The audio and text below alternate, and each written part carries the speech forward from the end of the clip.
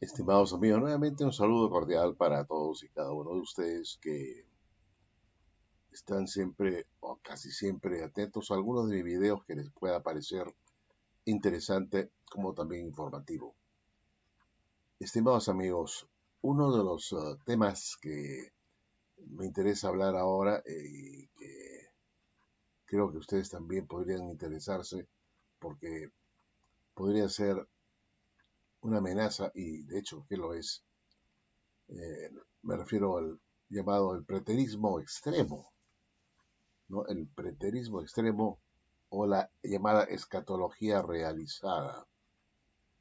Y esta es una enseñanza que sostiene, y quiero partir con el hecho de que la palabra escatología viene de escatos, o sea, de las últimas cosas, o de los últimos eventos que van a suceder, escatos, y logos tratado de los últimos eventos o de los últimos sucesos que van a darse en el mundo que la Biblia habla. Eh, Hay pues los que dicen que la escatología bíblica ya tuvo su cumplimiento en el año 70 de la era común, es decir, hace ya casi 2000 años. Y esto, estimados amigos, es a mi entender una amenaza para la fe cristiana. Sostener que todo se cumplió, lo que Dios se prometió y lo que predijo, hasta lo más duro y difícil como es la gran tribulación, que todo se cumplió en el año 70 de la era común con la caída de Jerusalén, con la caída de esa la era judaica, ¿no? Periodo judaico, la caída de Jerusalén. Y pues todo lo dicho en la Biblia, ya sea en Apocalipsis y también en los otros escritos de la Biblia, especialmente Mateo 24, todo ello, todo lo que se dice allí, tuvo su cumplimiento hace ya 2000 años atrás, especialmente centrándonos en la caída de Jerusalén en el año 70. Y esto es lo que se conoce como la escatología realizada, ¿no? La escatología ya cumplida, ¿no? Y esto es un peligro porque implicaría, estimados amigos, que el reino de Dios eh, ya vino de alguna manera en el año 70, que ya los muertos han resucitado y que bueno, este, y, y que bueno, todo lo que dice Mateo 24, ¿no? Ya se ha cumplido, las plagas, las pestes, los terremotos, las hambrunas, y bueno, todo lo que ustedes saben de Mateo 24 y también lo que dice en el libro de Apocalipsis, donde nos centramos también en las trompetas, ¿no es cierto? En los sellos que se abren, en el establecimiento del reino. Todo ya se cumplió en el año 70. Y esto para cualquiera que tenga dos dedos de frente parece una locura. Y de hecho lo es, a pesar de que haya quienes lo defiendan, siendo eminentes teólogos, personas realmente importantes en el mundo cristiano, ¿no? Y que sostienen esta enseñanza. Por eso es que tenemos ahí entonces que para los teólogos de esta corriente teológica, para los teólogos que defienden esta corriente de la escatología realizada, podemos hablar entonces de una fecha temprana o también llamada nerónica, que puede abarcar entre los años 64 y 67. Algunos suponen que el año 65 es el año en que se escribió el libro de Apocalipsis. La discusión se centra en cuándo se escribió el libro de Apocalipsis. Pues hay una fecha temprana, ¿no? Una fecha temprana para esta um, formación, ¿no? Del libro de Apocalipsis, ¿no? En el año 65, el año 95, por ahí lo que se llama pues una fecha tardía o domitiana o una fecha temprana o nerónica, ¿no? O sea, tenemos ahí dos posturas en donde se nos dice cuándo se escribió el libro de Apocalipsis. Entre los años 64 y 67 o entre los años 95, 94 al 97, ¿no? Sin embargo, sabemos que Domiciano estuvo gobernando hasta el año 95 después de Cristo. Nerón, pues, reinó entre los años más o menos 30 años antes, ¿no? Y entonces, repito, hay una fecha que es la fecha temprana, nerónica, para la escritura del libro de Apocalipsis durante el reinado de Nerón, y otra en el tiempo de Domiciano en los años 90, ¿no? Por ahí. 90-95, ¿no? Domiciano, que se llama la edad o fecha, ¿no? Edad domitiana, ¿no? La fecha domitiana, para ser más exactos. Entonces, ahí está este dilema, porque los preteristas están asustados, se asustan cuando se les muestra pruebas, ¿no es cierto?, que el libro de Apocalipsis no fue escrito en la época de Nerón, antes del año 70, sino que fue escrito después de la época de Nerón y después del año 70, durante el reinado de Domiciano, que parece ser que terminó su reinado en el año 95. Que por lo tanto el apóstol Juan ya era un hombre bastante mayor ya cuando se escribió el libro de Apocalipsis. ¿Por qué es importante esto entonces? Porque si determinamos que el libro de Apocalipsis fue escrito después del año 70, entonces la tesis o la postura de la escatología realizada se viene abajo. Por eso hay también otra postura que dice que hay un preterismo parcial, no total, parcial, que parte de lo que Jesús predijo se cumplió en el año 70 y que hay otra parte que se va a cumplir en el futuro. Aunque podemos decir que todo lo que Jesús predijo, si bien tuvo un primer cumplimiento, o parte mejor dicho, también tendrá un segundo cumplimiento en el futuro.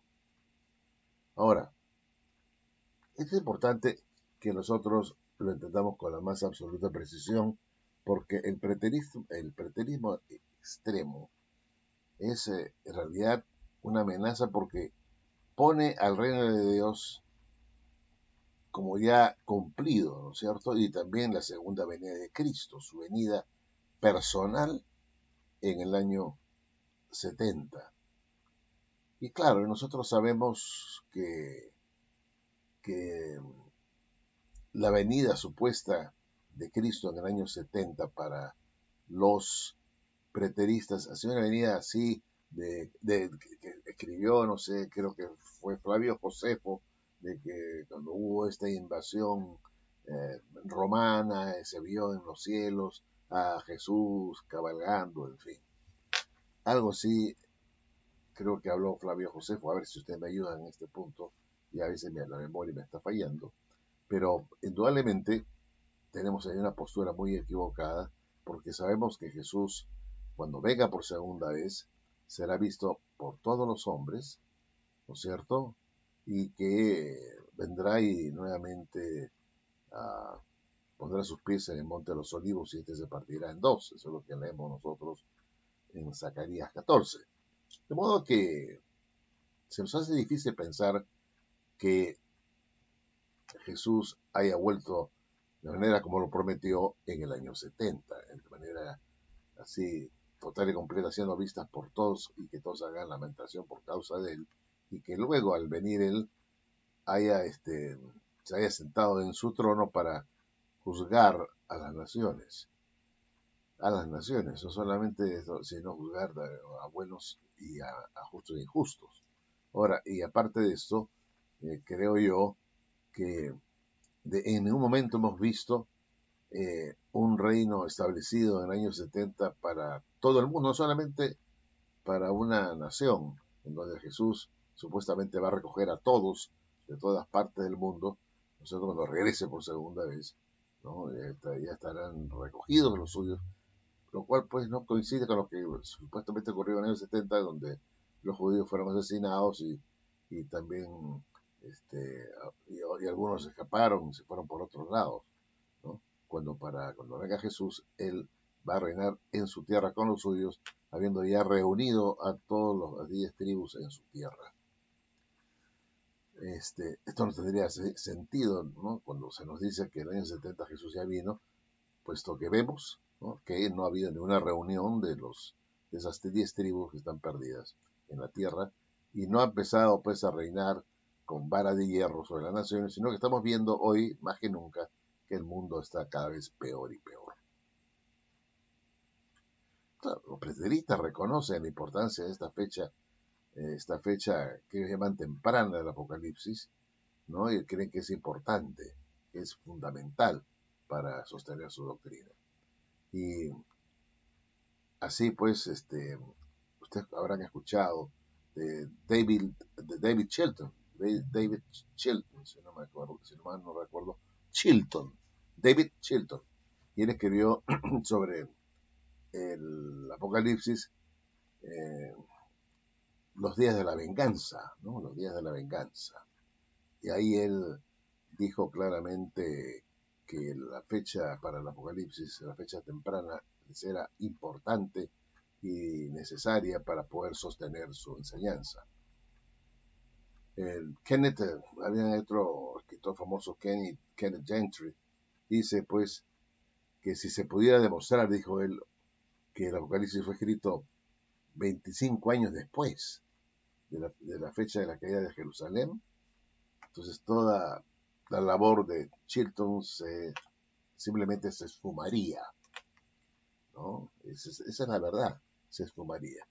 Y otro preterista también conocido, Sproul, dice que si el libro fue escrito después del año 70, dice él, entonces su contenido manifiestamente no se refiere a los eventos que rodean la caída de Jerusalén, a menos que el libro sea un fraude al por mayor.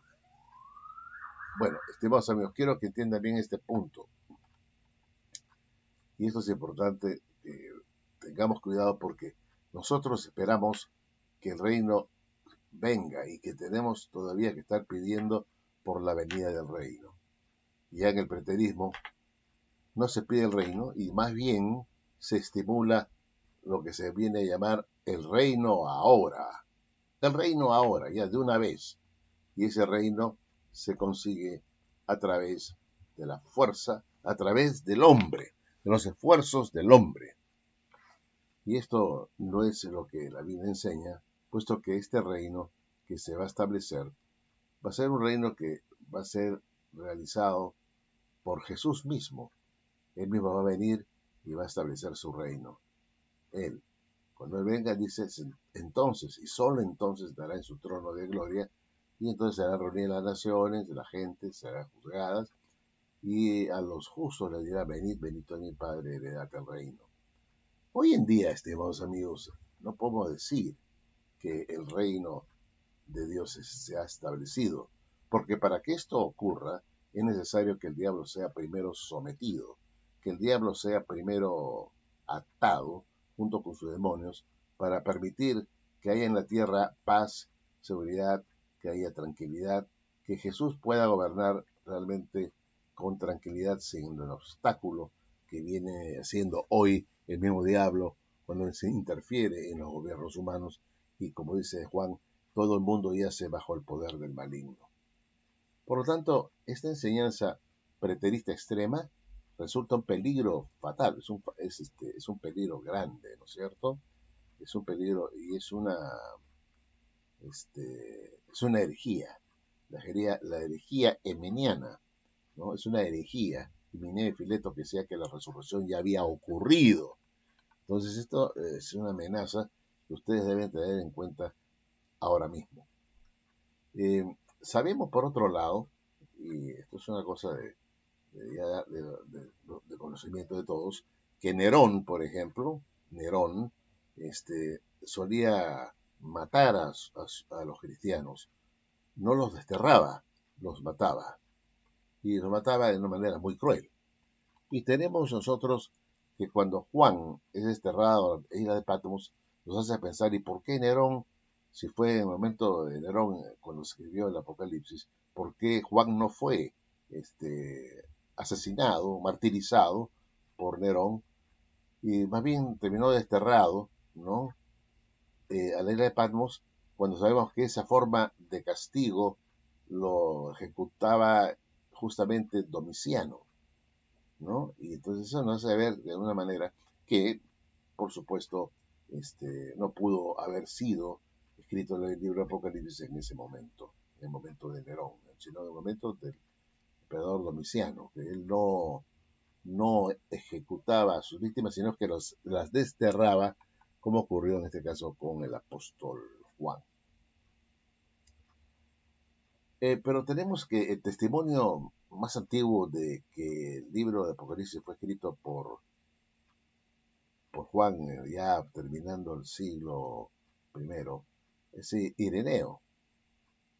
Él es, digamos, la prueba fundamental de la fecha tardía. La importancia, estimados amigos, del testimonio de Ireneo no puede ser de alguna manera exagerada por nuestra parte, porque su credibilidad como testigo de los hechos, es extraordinaria. Ireneo eh, pasó su juventud en Esmirna, donde se encuentra una de las llamadas 7 iglesias a las que se dirigió en Apocalipsis, en el Apocalipsis, y afirma haber sido alumno mismo pues de Policarpo. Policarpo a su vez fue alumno de Juan el apóstol, el obispo de Esmirna, Policarpo, obispo de Esmirna, ¿no es cierto? Fue alumno del apóstol Juan. Y Policarpo fue el obispo de Esmirna, que a su vez, él mismo, ¿no? Como repito, el apóstol Juan fue alumno de, de Policarpo, que lo conoció Policarpo al apóstol Juan.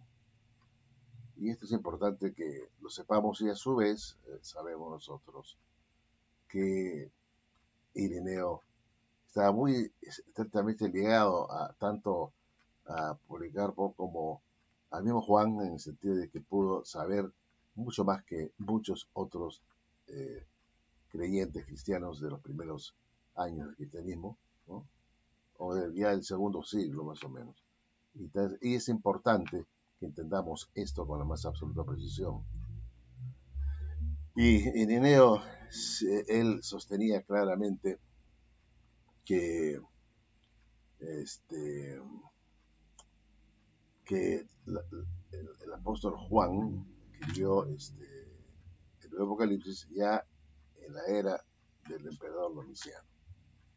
Bueno, podemos sacar otros argumentos más para defender la fecha tardía para el libro de Apocalipsis, pero por el momento lo voy a dejar acá y quiero que ustedes tengan mucho cuidado porque el preterismo lo que pretende es destruir el reino futuro de Cristo, la venida personal y real y genuina de Cristo.